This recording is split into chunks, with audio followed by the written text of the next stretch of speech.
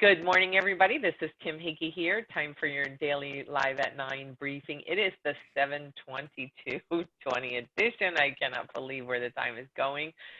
Super, super excited today to have our special guest, Mr. Randy Dean. He is an expert in many things. He has an MBA. He has all of the websites I've sent you, and I dropped his website, his LinkedIn, and other contact information into the post for this morning. I think you guys probably have watched some of the promo videos that I dropped earlier this week to get him going, and he is going to help us get some sanity and take back some of control over our email and all of that. So I don't want to waste another second speaking so that I can give Randy all the time.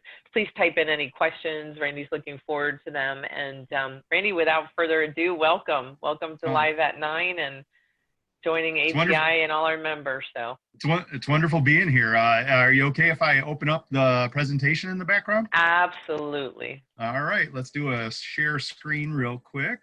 And as you can see, just if you can confirm that you're seeing my presentation deck on the front of the screen, that'd be great.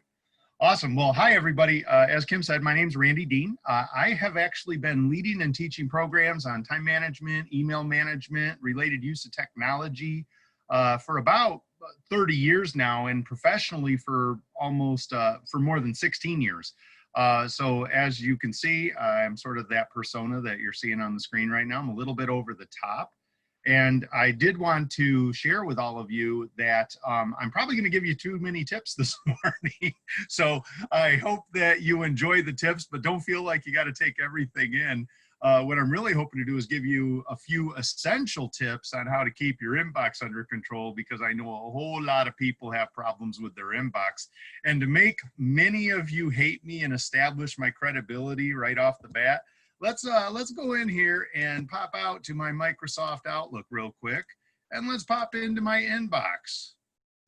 Who's jealous? As you can see, that's for real too. Almost every day, at least once a day, I get my inbox all the way down to 0. If you're wondering about these 2 messages that are in here, I left those in here on purpose so I'd have something to show you today. And to give a number of you some motivation to get your inbox looking sort of like this, did you know, little tip, almost no Outlook users can use the tip I'm about to share.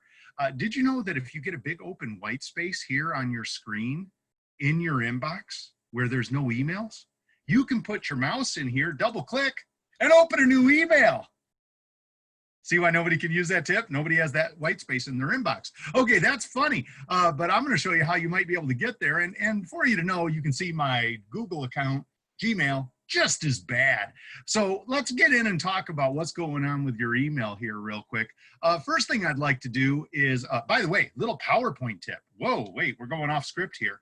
If you're in PowerPoint management mode, as you can see on the screen, where you sort of see your slide layouts and everything like that, did you know that you can quickly do a Shift Function F5 killer keystroke combo and jump right into presentation mode? So put that one down if you're doing presentations regularly, because that saves you from having to do all that mouse work.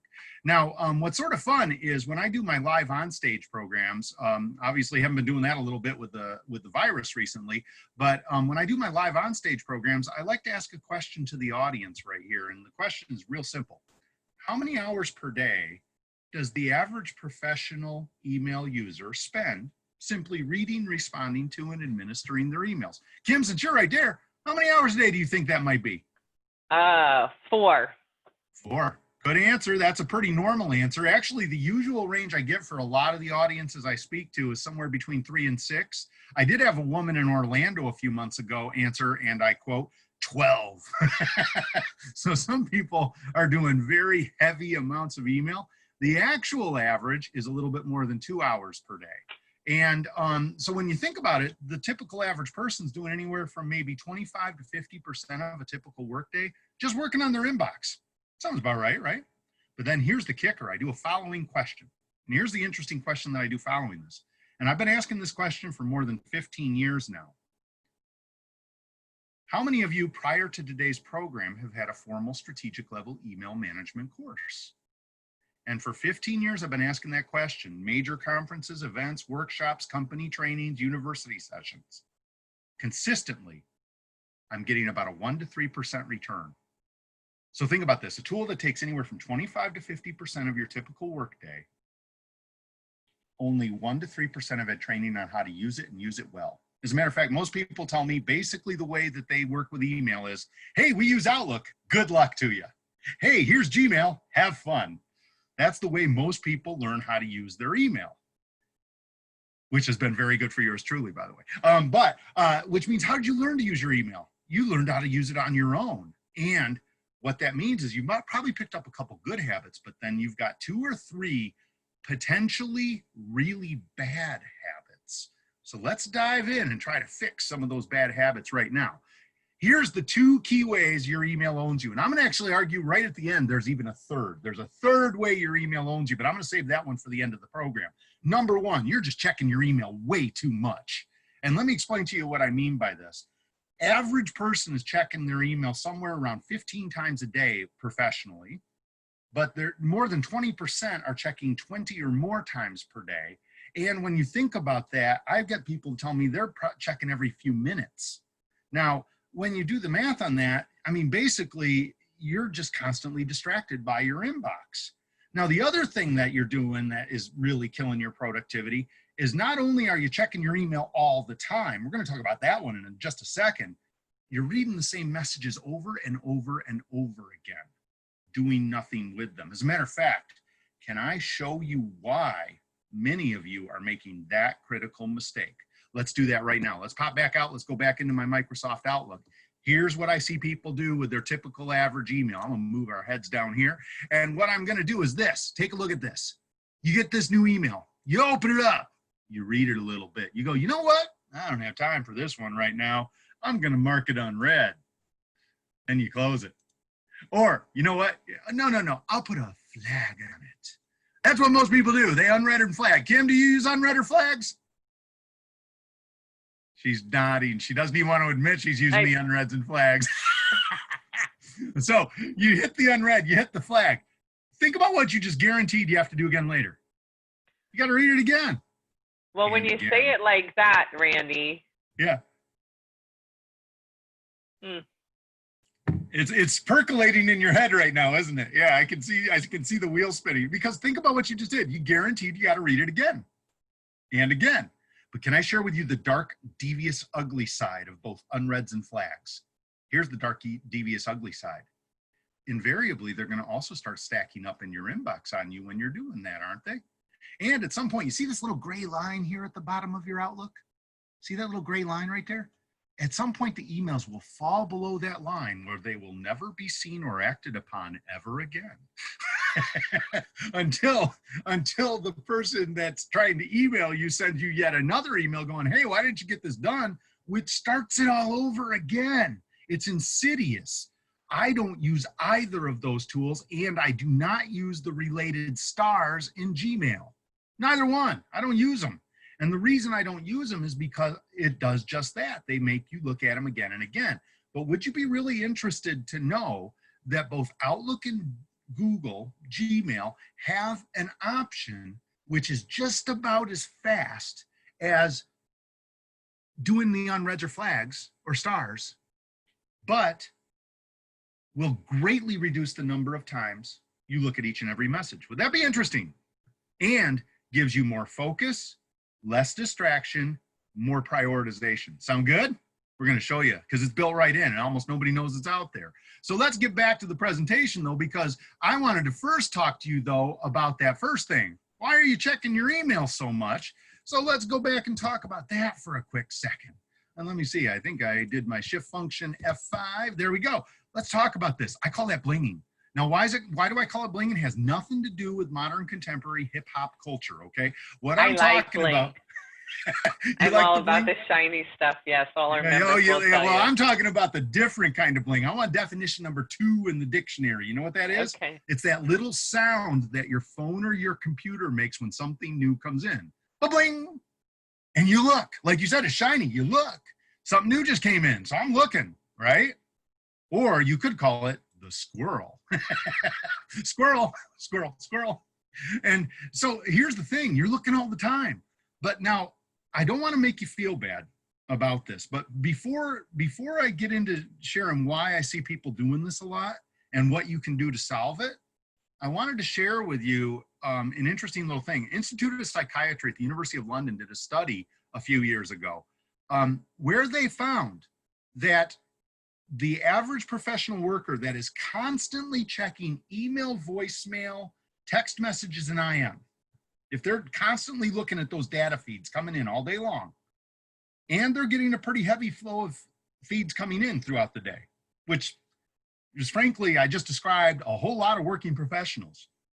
Average person that does that has a 10-point drop to their short-term IQ. 10 points, which is roughly equivalent to missing an entire night's sleep. No kidding.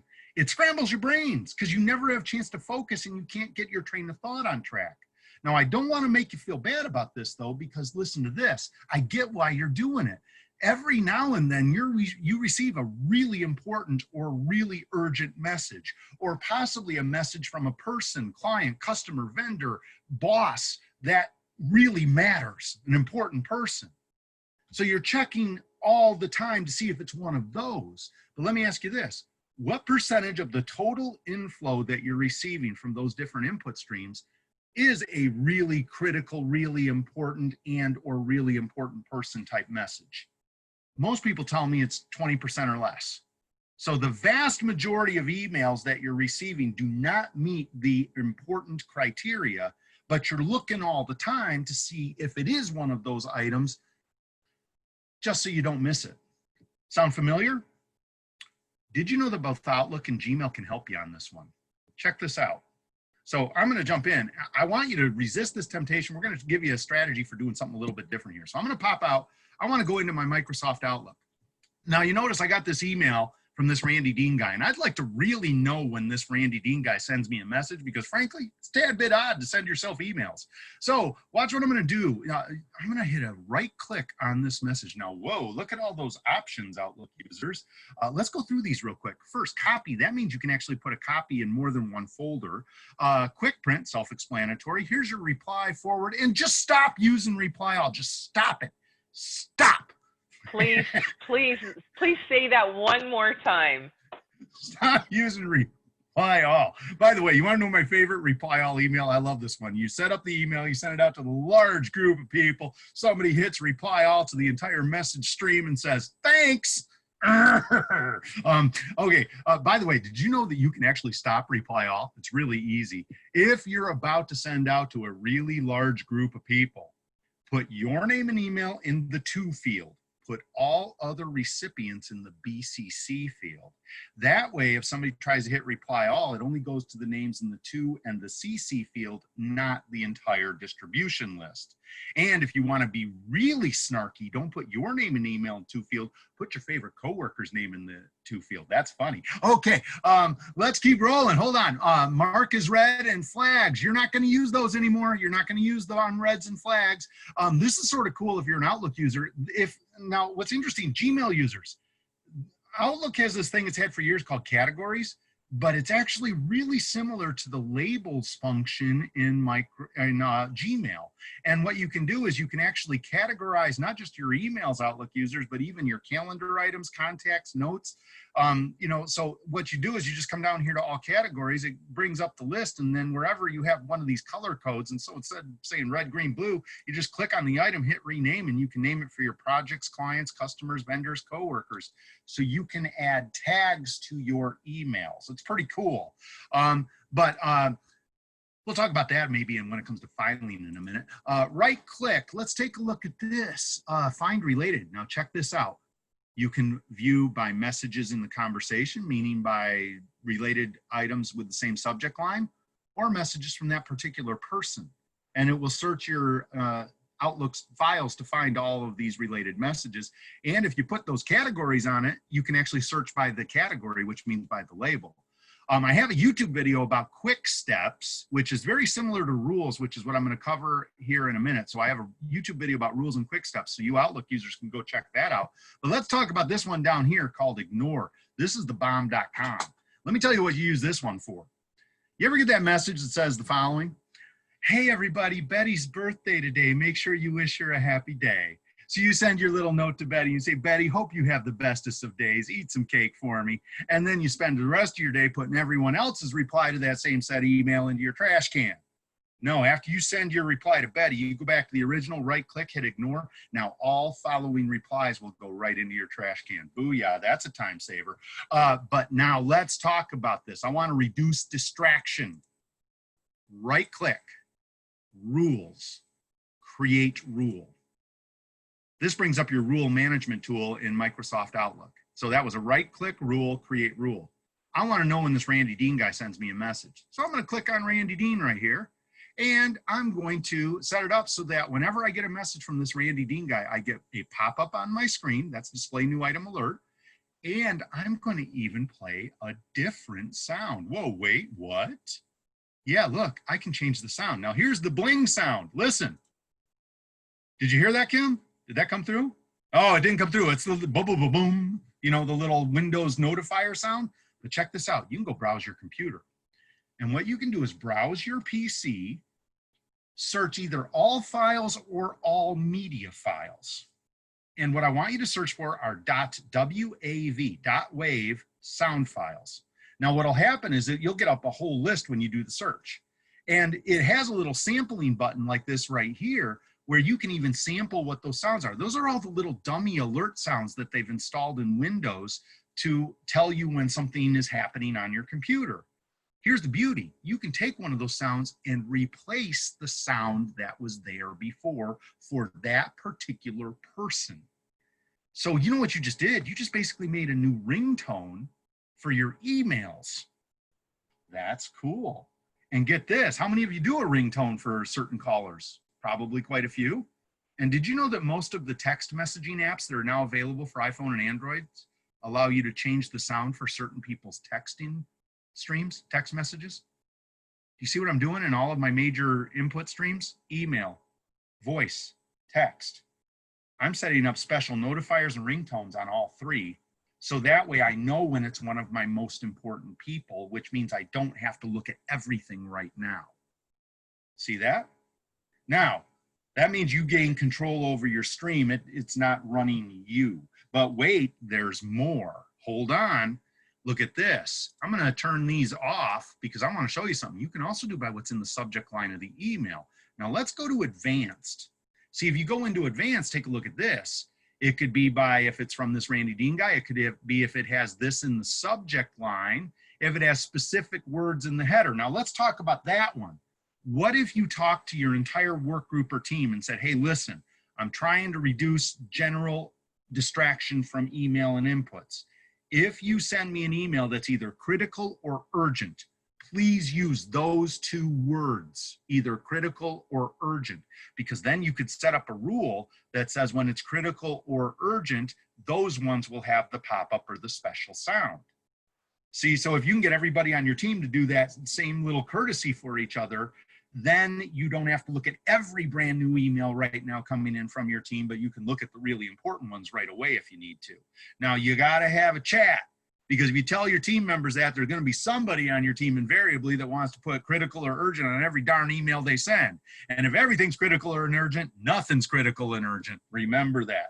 Okay, now here's the other one. Look at this, marked as important. Look, you can actually take this one, and what that means is if you say marked as importance, watch this. You can actually click on here, and if it's marked high importance, those ones can make a special sound too, or pop up. So what you can do is you can basically sort of tell Outlook which messages you really want to see quickly.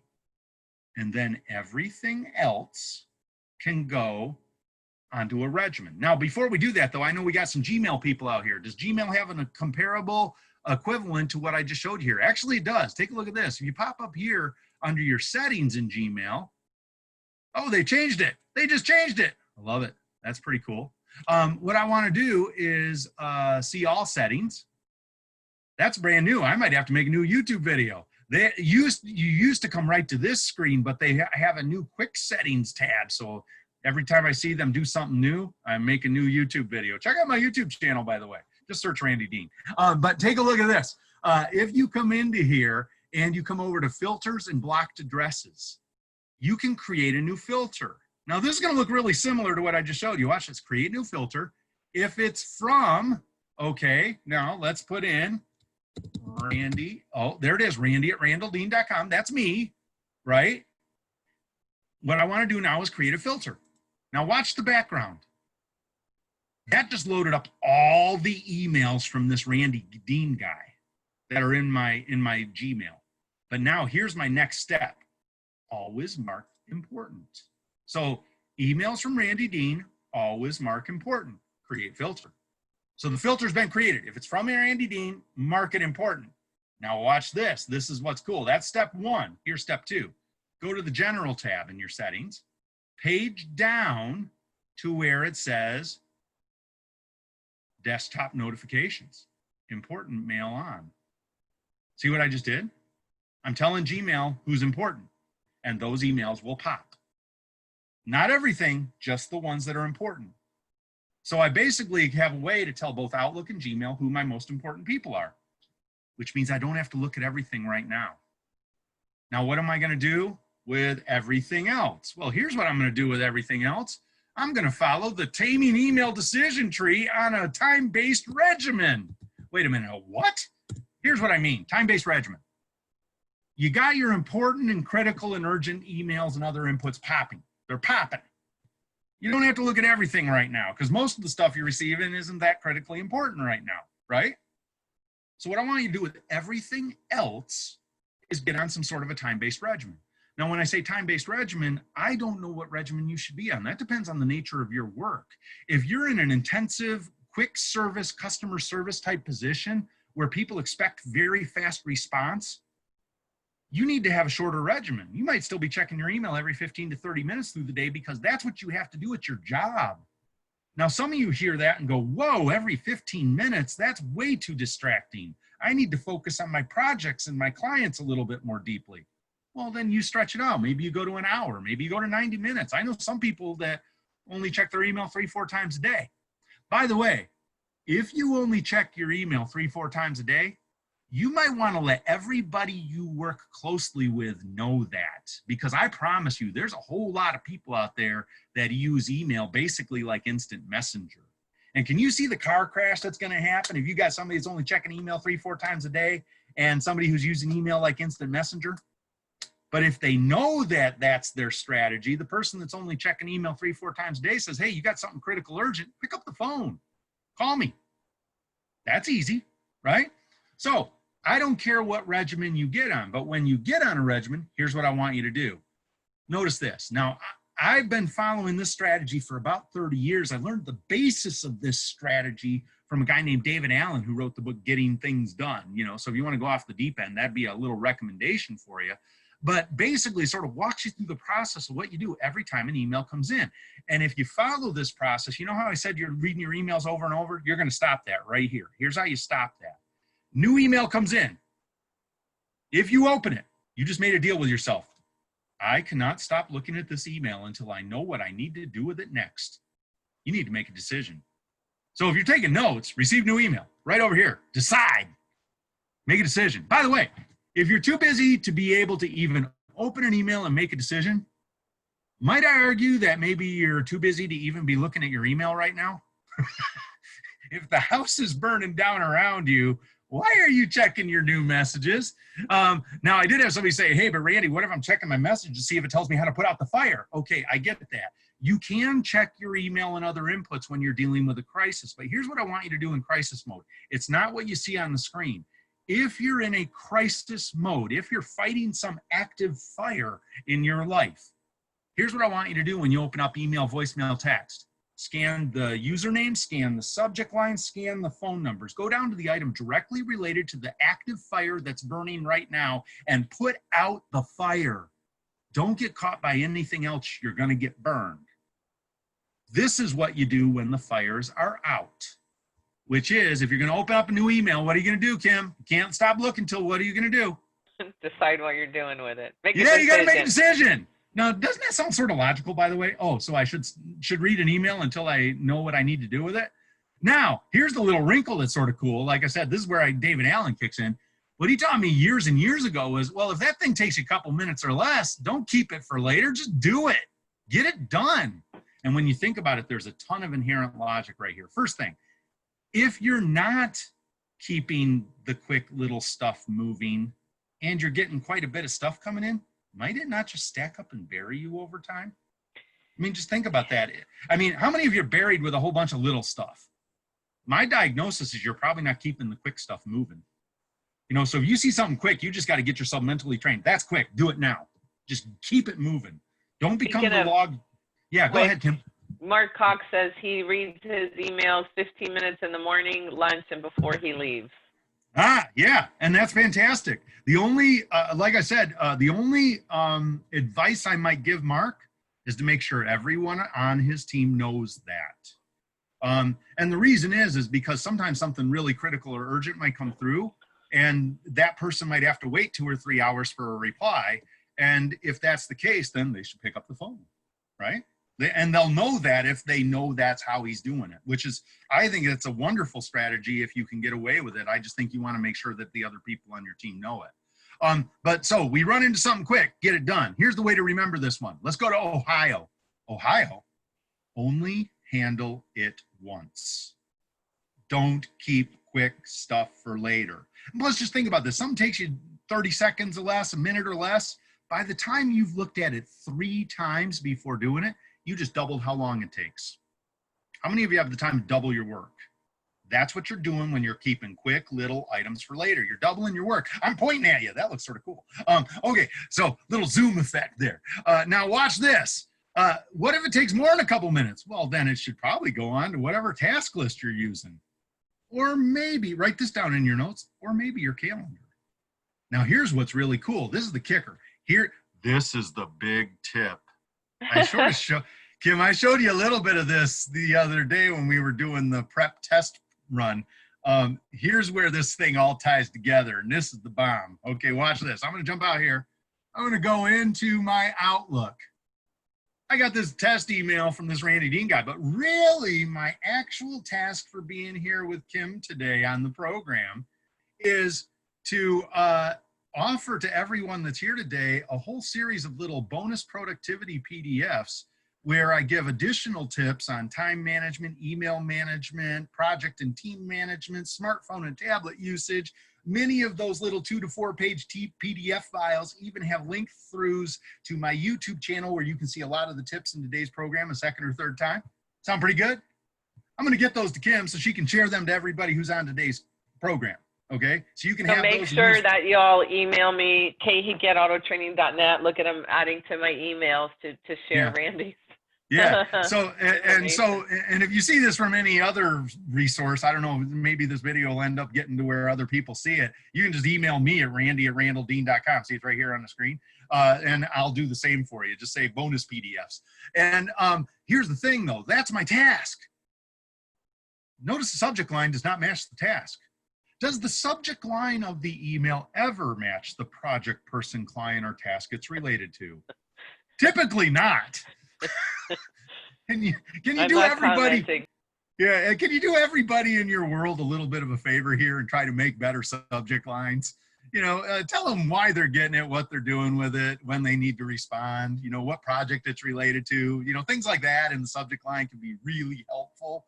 But now watch this. Watch what I'm going to do with this email. I'm going to left click on this email, Outlook users, hold the click, drag it down to tasks, drop it. That's a drag and drop in Microsoft Outlook, and it just popped open a new task window based off of the email. But now, watch this. I need to actually change what the subject line is. Send PDFs. Kim, look at that. Due date. I'll probably get it to you later this morning. Priority high, category. Oh, now watch this. Client prospect and marketing PR. How long did that take?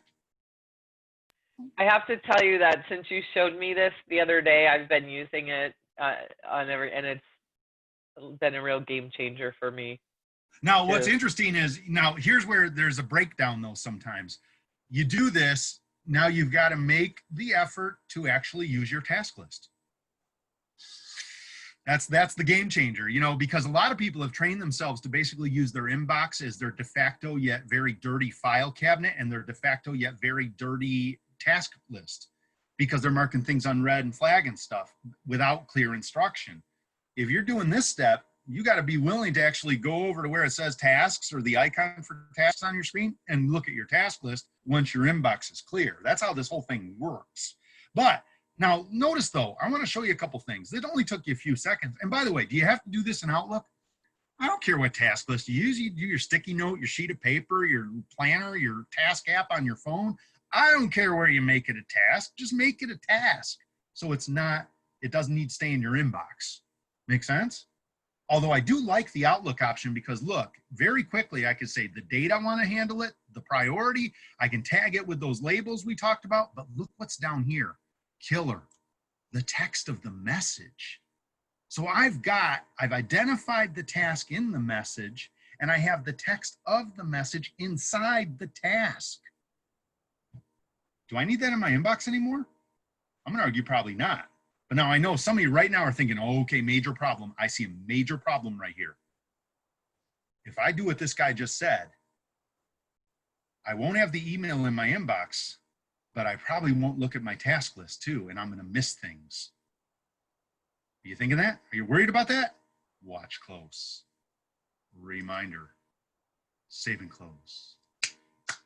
Boom. If you don't trust yourself when you switch to this system, when you create those tasks, setting a reminder on the task for it to come find you when it's time for you to take that action. And that way you don't have to even remember to go look at your task list. Your task list will come find you. And then you can do what pretty much everybody in America does when one of these things pops up. Snooze, we'll see that one again in 5 minutes. But wait, there's more. Maybe I should block time on my calendar to send Kim those PDFs. Left click, hold the click, drag it down to calendar, drop it.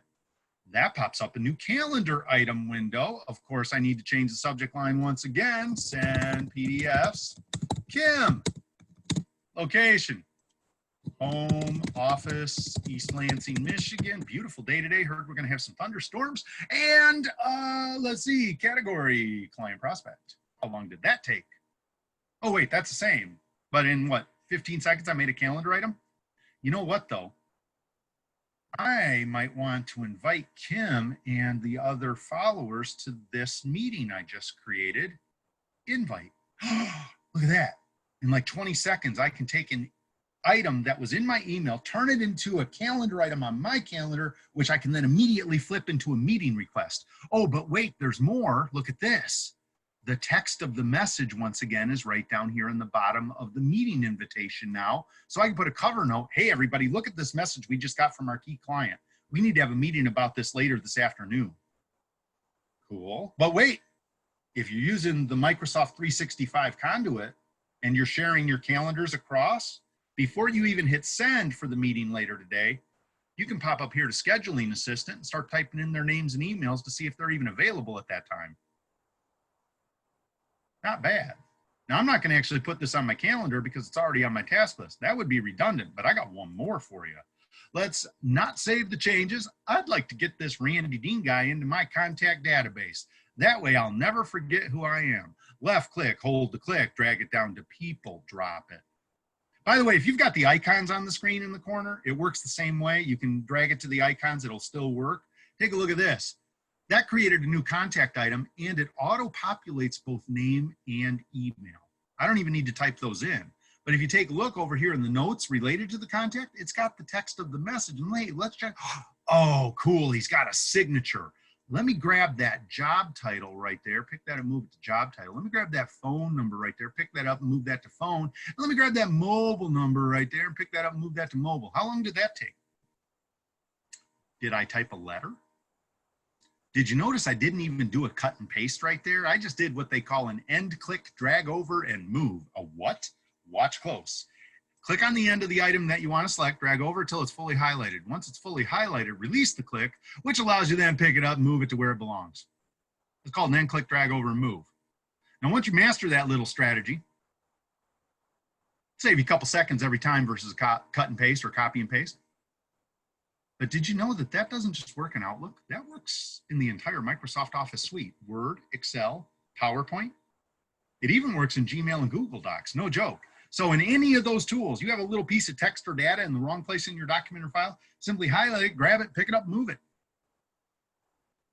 That'll save you a couple people on this call today, probably just got 2 or 3 extra days this year, right there, right there. That's 2-3 days. Now, let's see what happens when I hit save and close. Checks the database to make sure I'm not creating duplicates. That way I don't have to have duplicates in my database. So in this case, I already got what I need. I'm going to cancel out and close it. See why my Outlook inbox is so clear? Wait a minute, we got Gmail users on here. Let's go back to Gmail. Let's go back to my inbox. All right. So here we are in my inbox. Now I want to show you a little something, Gmail users. You may not have noticed this. Now, wait, let's look at Outlook real quick one more time. Email, calendar, contacts, tasks, notes. And by the way, if you're wondering how I got the words on the screen, this is super simple. Just click on these 3 dots down here, go to navigation options, turn on compact navigation, hit OK. And it'll switch it to the icons. Now, when I do my programs, I like to leave it on the words because it's a little easier for people to see what I'm doing. But that's how I did that. But email, calendar, contacts, tasks, notes. Remember that. Let's go to Google. Let's go to Gmail. Did you notice that they've added these little buttons on the side on your full Gmail screen when you're using the Chrome browser? So right here, Google Tasks. Right here, Google Keep, which is their equivalent to OneNote. And right here is Google Calendar. And what's cool about the Google Calendar is if you click this, it'll bring up a little side window of your calendar for today. But then you can click this little widget right here to make it full screen, and you'll get a full screen view of your Google Calendar. Pretty cool? Now, here's the other thing. Wait a minute, it's missing one. Where's contacts? See this thing up here? I call it the Google Rubik because it looks a bit like a Rubik's Cube. Click this thing open, and right there's Google Contacts. And you can open up a full page contact management tool right in there. Pretty cool. So you've got access to all these things. Now watch this. So what we did earlier, let me just show you something. I like to leave the little task widget window with my task list over here in Google. And now watch, test email. Watch what I can do. I'm going to click on this email, hold the click. It works the same. And I just created a new task, right? Here it is. Now watch, I can come down here and edit just like I did before. Send Kim PDF. Due date. I'll add in the date and time of today. Okay. And then I can go back. And now it's going to edit and change that, and there it is right there. That's the same process. But wait, what if I want to add it to my calendar? Well, if you want to add it to your calendar. Now, let's try this. I keep trying this, wondering if they're going to activate it. It's still not working.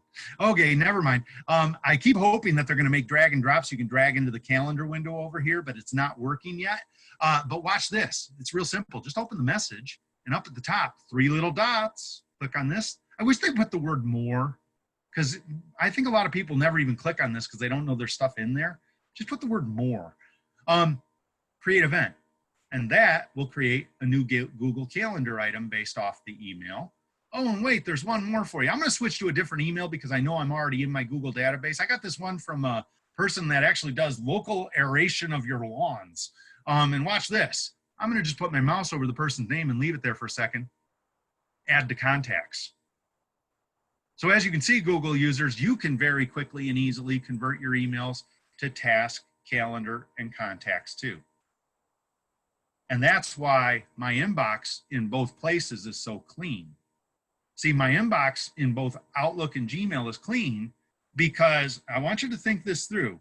I've got alerts and alarms set up for really important messages, really important people.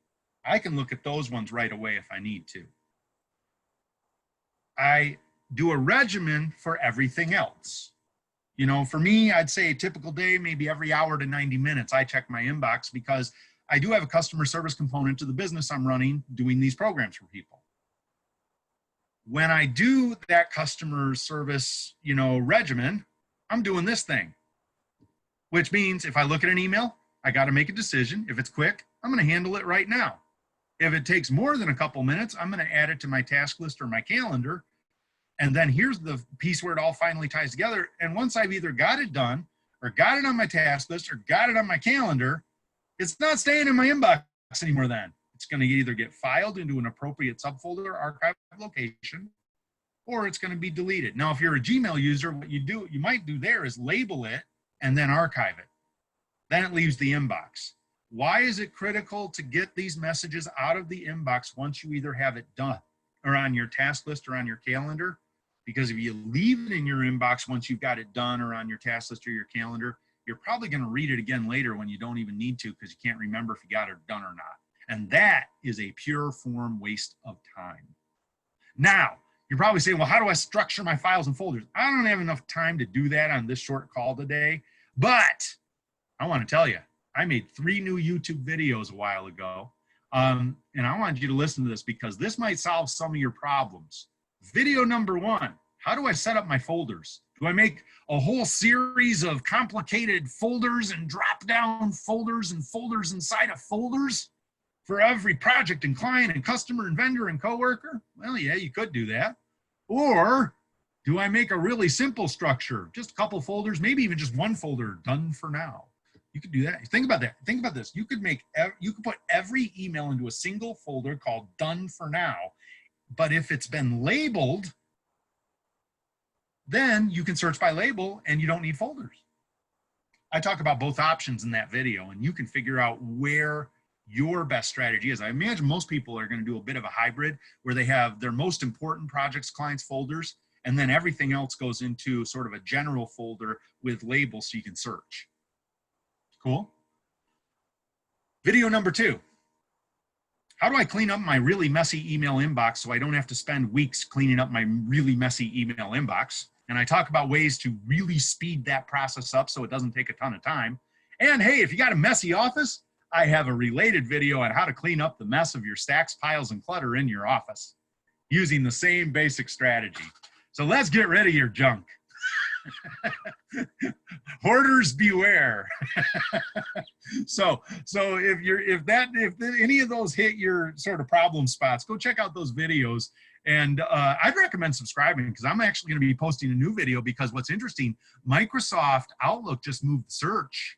Search used to be right here. They moved it up here. And I'm going to make a new video about the changes to search. And as you can see, when I did Google earlier, that's brand new too. So I got to build a video about this for my Gmail users. Actually, I'm sort of happy that they keep changing things because that means I can make more videos, which is fun. So let's get back to this though.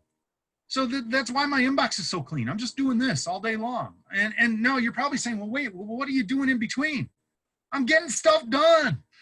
I'm working on stuff. You know, if I'm not dealing with a critical urgent message and I've done my email processing strategy on my regimen, in between, if I don't have a meeting, I'm working on stuff. I'm working on my task list. See how that works? Work on your task list if there's nothing on your calendar until it's time to go to your next meeting or answer your emails again. It's pretty easy. What do you think about that, Kim? Does that sound You just logical? make it sound so simple. Now, it is simple, but it isn't necessarily easy at the start. This is a skill. This is a new strategy. This is a new habit. It's a new behavior, and you got to really work to train yourself. It's really easy to fall back into the old habit of marking them unread, flagging them, keeping them for later, leaving them stacked up in your inbox, all those kinds of things. But here's the thing that I want you to think about. Oh, sorry, my calendar is going crazy. Here's the kind of thing that I want you to think about. If you can go from the average person, which looks at each and every email 3 to 7 times, that's the statistic. The average person looks at each and every email they receive 3 to 7 times before either taking an action or adding it on their calendar or task list. 3 to 7 times each and every email. Think about how much time you would save over a year if you went from 3 to 7, which is average, down to once, maybe twice max. How much time would that give you back? That's what I'm trying to teach people to do here, is to follow a sensible strategy. And it's pretty remarkable because we work with our technicians at our shops and our shop owners on productivity, you know, for outside the shop, inside the shop, all of it. But, you know, to really break down, as you just gave that example of how many minutes for each email, how many emails you get a day, I mean, so often when we have our weekly calls with our shop owners, they didn't complete a task or they didn't do an action item because they were too busy. And holy cow, you gave us so much time back here already that it's Yeah. pretty incredible. Now, I will tell you, you could take the same basic system that's right here, and you could use the apps on your phone. If you're doing most of your email on your phone and not on your computer, you could still follow the same process. You have your email app, you have a task app, you have access to your calendar. You could still do that, and you could maybe use a little copy and paste function to copy the necessary information out of your email into your task app or into your calendar item. And the apps for both Outlook and the Google Suite for iPhone and Android are solid. So, you don't necessarily have to be doing this on a computer to be able to do it. You can still do this from your phone. And what's interesting is, let's say you're sort of moving back and forth. You mentioned shop owners. I can see a lot of people like that are spending some time in their computer, but then a lot of time out on the shop floor. If you're dealing with that, then what you could do is, if you've got the related apps from either Microsoft 365 or the Google Suite on your phone, those apps sync beautifully with Outlook or the Google Suite I showed you on Chrome here. So you can set it up so that you're basically able to follow this strategy regardless of whether a computer is in front of you or not. It's pretty cool. Yeah. So I have a question for you. Yeah. Is there an easy way to set up a group if you have a bunch, like an email with a bunch of people in there? I actually, like 7 or 8 years ago, I made a video about setting up group distribution lists. It is pretty easy. I need to redo the video. So I'm going to do that because they changed the location of how to do it. And I noticed that just recently. So you know what I'm going to do right now? Watch this, everybody. I'm going to go into Outlook. I'm going to go into my task list, and I'm going to create a new task. Create group distribution list video. I'm going to make a video for both, and I'll put something together. I'll try to actually maybe work on that later this week. Priority high, category YouTube. There we go. So I'm going to build a new tutorial tip. So those of you that are interested in that option, take a look, because like I said, I have one out there, but it's several years old, and I think they've changed how you do it in terms of location and strategy. And this is a pretty common question. I do have one more thing, though, I want to share that I can show you right now. Notice this little box, 3 minutes or less. Wait a minute, before I forget. All of you that have feverishly written down this slide right here in this strategy, do me a favor, you're gonna hate me right now. Cross out the words taming email. Cross out the words taming email at the top of this and write in these 3 words instead, please. All office inputs. All office inputs. Because I want you to think about this. Does it just have to be email you manage this way? Or could you also manage your voicemail, snail mail, documents, e-documents, faxes, text messages, stacks, piles, and clutter using the same basic decision tree? So regardless of format, if you're going to look at it, you're going to decide. If it's quick, you're going to handle it. If it's not quick, it goes onto your task list or calendar, then you put it away or you throw it away. Want to see that? You want to get rid of your mess? There's your way to get rid of your mess pretty well. Although the video gives you even better tips. But wait, there's more. What about this? Wouldn't it be nice if I could flip this box over so it doesn't just help me with stuff coming in, but it might actually speed up some stuff I'm sending out too? Ooh, interesting. For instance, how many of you have ever been typing a message? You've been typing it for a few minutes, you're about ready to hit send, and you say to yourself, there's some good writing. That is the most excellent business composition right there. Then you say to yourself, but you know what? I've answered this question before. Same darn thing keeps popping up over and over again. So where do most of you go to find it so you don't have to retype it? Kim, where do you go to find that message so you don't have to retype it? In my sent folder. Yeah, everybody does their sent folder. And you think I am so smart? It's only going to take me 3 to 5 minutes to find the last time I sent that thing. Reasonably smart. Some of you that are even smarter go, no, Randy. Soon as I send one, I might need to send again later. I immediately open my sent folder because it's right at the top. I just sent it. And if I use Outlook, I will then pick it up out of my sent folder and move it over to my drafts folder. Why would you do that? I'm going to tell you why. I'll show you why. Let's pop out of here. Let's go into my mailbox. Let's go to my sent folder, which looks like some of your inboxes. Good luck finding something in here fast. Oh my, that's crazy.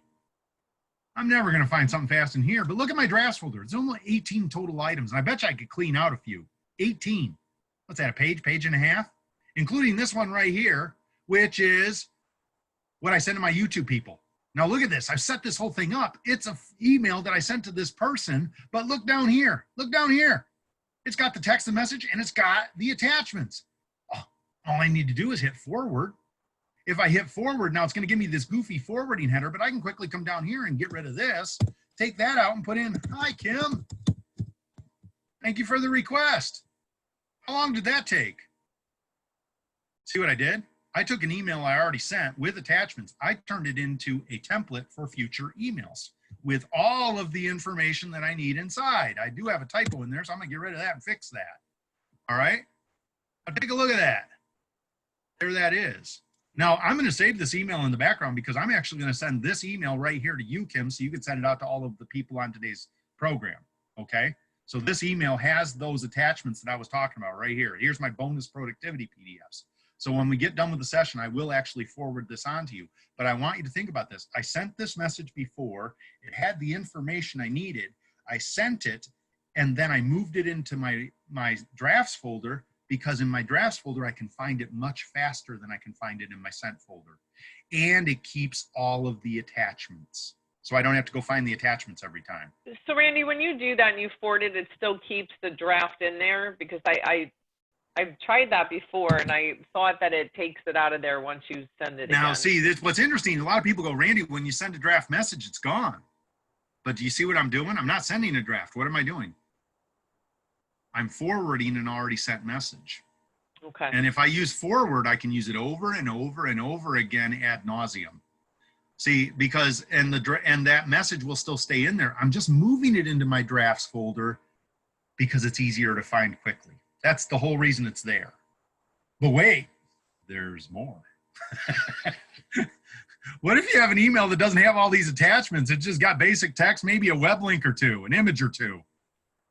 Well, then you could do something even better. Let's close this. I'm actually going to leave it in the background so I can actually use it for later. I will send this to you as soon as the program's over so you can share with people. But Randy, what if I've got a message that's just basically standard, you know, text, web link or two? How many of you have a signature for your email? I know everybody pretty much does. How many of you have more than three? More than three signatures? Why would you have more than three signatures? Easiest way to get the signature tool in Microsoft Outlook, in my strong opinion, open a new email. Because when you open a new email under either the message tab or the insert tab, there's a big button for signatures. And inside of that button, you can click it. Wait, what? What is this guy doing? But if I go all the way to the bottom and I click on the word signatures, like I did earlier with rules, it pops up my signatures wizard, where I can now edit the signatures I've already created over time to improve the quality of my outgoing communications over time, as well as create new signatures whenever I see the need for one. And you can see I'm a tad bit crazy about my signatures tool. Some might say certifiably so. I say crazy like a fox. Let me show you why. I have the same basic signature that many of you have. It's right here. It's called Randy Standard. Now notice this, the Randy Standard. Did you notice that I can actually put a picture in my signatures now? It doesn't have to be your face. You could go out and grab your logo off your website using the snipping tool and drop it in there, and then you can have a logo-based signature with your company logo right there. And then below that, basic contact information and some shameless self-promotion. See that? Now, did you notice that when I opened the new email in Outlook, did you notice this? It dropped that signature in. This signature is what dropped into that new email because I've set up this signature for all new messages. Okay, so if I hit new email, boom, that pops in. And this is really cool. Everybody on today's program will appreciate this. I'm looking at you 3 times. 1, 2, 3. See, that's funny. Okay, but that has nothing to do with the program. Let's get back to work here. Let's say you and I are trading emails, okay? And every time I reply, you get my face, you get my contact information, you get my online e-learning tools, you get my social media networks, you get annoyed. Why half a novel every time? Take a look at this one. Randy short reply. Name, tagline, mobile, website, LinkedIn. I'm going to probably add YouTube on the bottom of this too. This is the one I send to all replies and forwards. So I have a much longer signature for brand new messages I'm creating, a much shorter signature for replies and forwards, because that assumes we've already been having a conversation. Those two signatures are probably 95% of what I send out, one of those two. So you're probably going, what the heck are the rest of these in here for? Here's why. This is what I do for a living. Obviously with the pandemic, everything's crazy, but before this, all the lockdowns started in late March, I was speaking at 75 to 100 client events all around the United States, Canada, and Europe every year.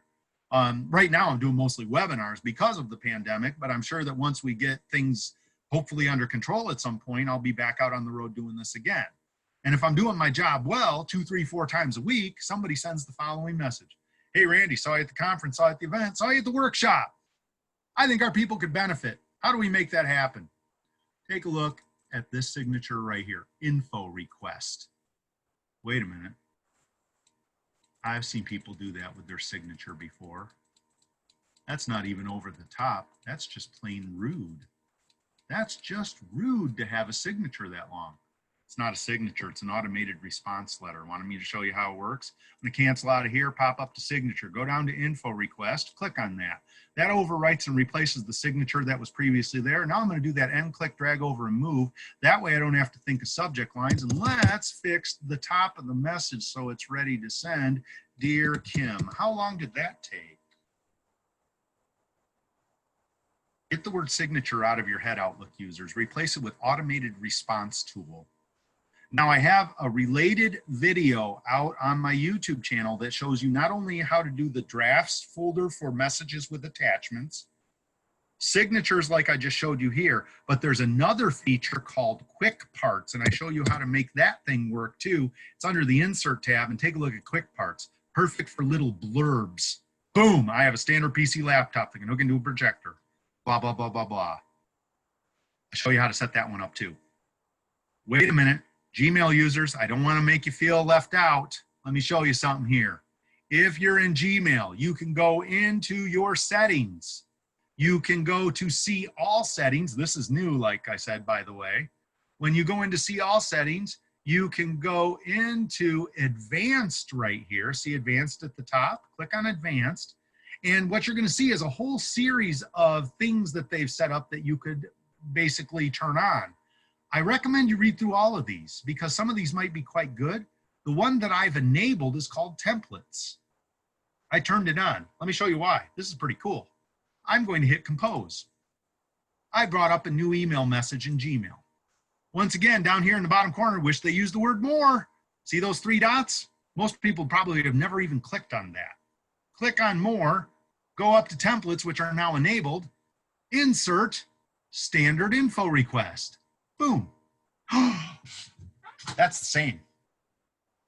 Templates in Gmail works exactly the same as using multiple signatures in Microsoft Outlook, and you can set it up so that you can speed up your email processing on both, which means when you think about it, a whole lot more of your things fit that box.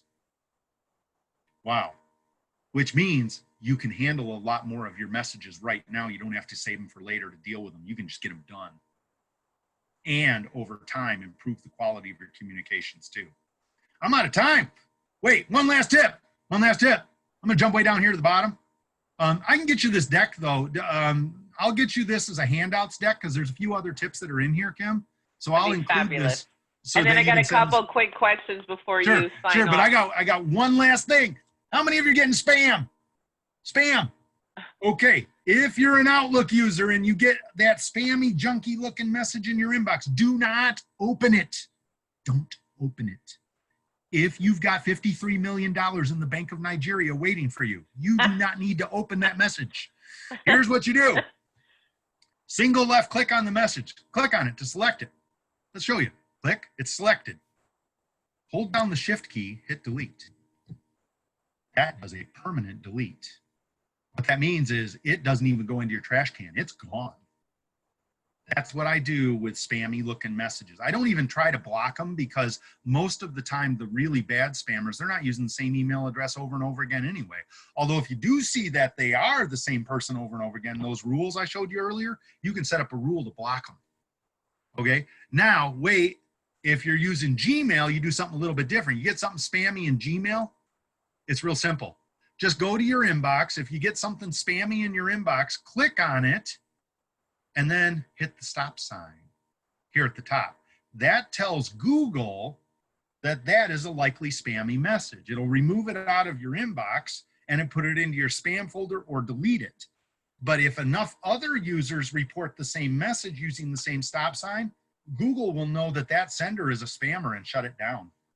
Booyah. All right, so I'm out of time now. Let's go to those questions. And then what I'm going to do is put up my contact information here in the background if any of you want to get in touch with me. Like I said, if you want to get those bonus PDFs, I'll send them to Kim for everybody who's on the call so she can send that out today. But for those of you that want, you can actually get this information. I'll make that a little bit bigger for you. Well, you know, in the interest of me being more productive and having time to process my emails, I'm okay if they want to just email you directly and ask for the bonus stuff. And bonus PDFs. All right. Okay. Yeah, you can do that. Bonus PDFs to randy@randalldean.com, and I'll get you that information. And you can learn a little bit more about some of the other programs that I lead too. Let's get to those questions, Kim. Okay, so if somebody gets an email from like an organization every day giving tips or ideas, how should they handle that, and should they categorize it, or what should they do with it? Well, what's interesting is if it's just a general information email with, you know, like you said, tips or like an e-newsletter, things like that, that aren't critically important for you to manage and read, but it has information that you might want to read. One of the things you can do in rules in Outlook is actually set it up so that it'll auto file into a folder. So the email comes in, it doesn't even come into your inbox, it automatically files into your e-newsletter folder. So you can put an email or folder that says to read or something and just have you could do like a generic to read, or you could even do something specific for that particular e-newsletter or email feed, and you could just have them automatically go right into that folder. And that way, you know, what you might want to do though, if you're doing that, you might want to maybe block a little 15-minute block on your calendar at some point during the week to actually go do that, because otherwise you'll just never see them again. So, you know, that's what I typically do with repeating emails. You know, what's interesting, a lot of my university clients have these things called P cards. It's their purchasing card, credit card that they use to do purchasing. They get daily updates of their P card balance. Noise the heck out of them. I showed them how to set up it. They had add the words P card, whatever, as part of the subject line. You can actually take just that piece of the subject line and set up a rule so that those automatically file into your P card balance folder. So, you know, always look for opportunities like that when it's got information that might be nice to have handy, but you don't need it in your inbox. Just set them up so they can actually auto file right out of there. Perfect. And then on the automatic or the replies that you set up for like a standard reply, do you have to click on that for every reply, or can you spend a second on that again on the Microsoft? Okay, so say that again. Are you trying to automate the auto replies? Yeah. Is that what you just said? So yeah, do you have to click on it every time, or how did you pick which one that it knew which one to auto reply again? Oh, yeah, you do it every time. So basically, like I said, I've got a whole series. Let's make a new email. I've got a whole series of signatures, but I know what each one of these is for. So like, here's another one. Somebody signs up for my e-newsletter, Timely Tips. I just click on that. And okay. Hi, name, I have you down for this issue. Did you get the issue that just went out? Here's the link. Got it. You know, so I know what all, you know, and the thing is if you're using your signatures tool like I am for automated response, you're going to get real good at knowing what signatures you've created, because you're going to be using these all the time throughout the day.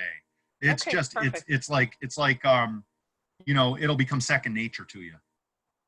All right. I think that I don't see any more questions. So you did a really good job explaining all of this stuff, and I'm excited. You know, one of the things I just wanted to share, you had showed me how to drop the email onto my calendar and create an appointment, and then I have a Zoom interface on my Microsoft Outlook, so I can create a Zoom meeting right from that appointment. But it is so nice having all the details in there, because it's kind of embarrassing, but I have to tell you, a couple of times that I've had meetings scheduled because they were scheduled a month out or 2 months out, I saw it on my schedule, and I'm like, what the heck is this meeting about? And I couldn't even, you know, so having all the details, it's just wonderful. It's Yeah, already and actually, you know, that's one of the things I love about, you know, doing the conversion from the email, is that you'll still have the text of the email in there.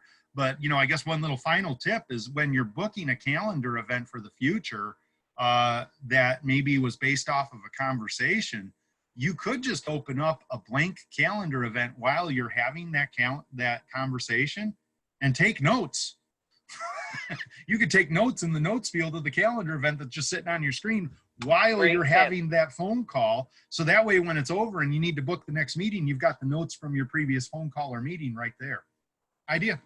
Great tip. Love it. Well, thank you Yeah. so much, Jeff and Cheryl Burrows. That's great information. Thank you. And everybody else just said thank you and good morning and all that good stuff. So thank you for sharing your time with us today. This is just fantastic. And I can speak for myself. I really needed it, and the things you showed me the other day. So everybody have a wonderful day. Be safe out there. Make good choices. And tomorrow, we're going to continue on with some time management things with Coach Rick Johnson and Tom Ringel.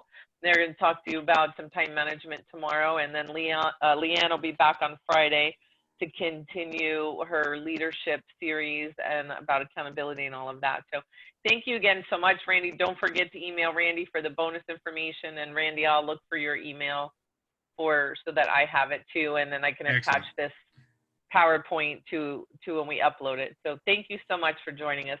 Bye, everybody.